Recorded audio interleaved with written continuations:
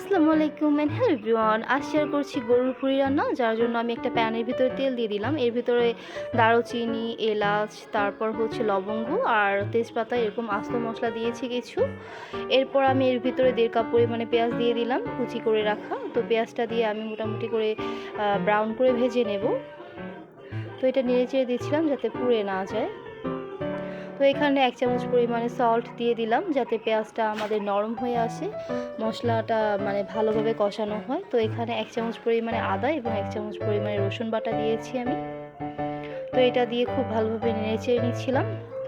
এখানে 1 টেবিল চামচ পরিমাণে জিরা বাটা দিয়েছি আমি।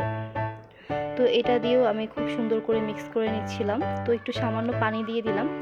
তো এখানে 1 চামচ করে সব গুঁড়ো মশলা দিয়ে দিলাম, যেমন হলুদের গুঁড়া, মরিচের গুঁড়ো, ধনিয়া গুঁড়া। এগুলো দেওয়ার পরে নেড়ে চেড়ে নিচ্ছিলাম। তো আমি একটু পানি দিয়ে দিলাম মশলা কষানোর জন্য। মশলাটা মোটামুটি অনেক সময় নিয়ে কষাতে হবে। আমি প্রায় 10 মিনিটের মতো সময় নিয়ে কষিয়েছি। তারপর হচ্ছে আমাদের সেই পরিষ্কার করে রাখা, আগে থেকে কেটে রাখা যে ভুঁড়িগুলো ছিল, গরুর ভুঁড়ি, সেগুলো দিয়ে দিলাম। সেগুলো দিয়ে মিক্স করে নেব মশলার সাথে। তো মেশানো হলে ঢাকনা দিয়ে ঢেকে রেখেছিলাম। তো ভুঁড়ি থেকে যে পানিটা উঠেছে সেটা দিয়ে আমি রান্নাটা কমপ্লিট করব। এক্সট্রা কোনো পানি আমি অ্যাড করব না।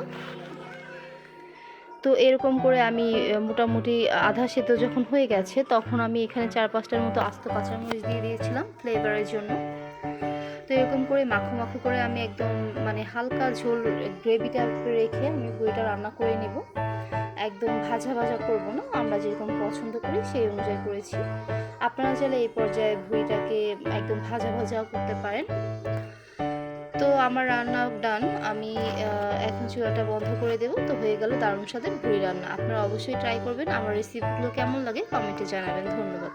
আসসালামু আলাইকুম।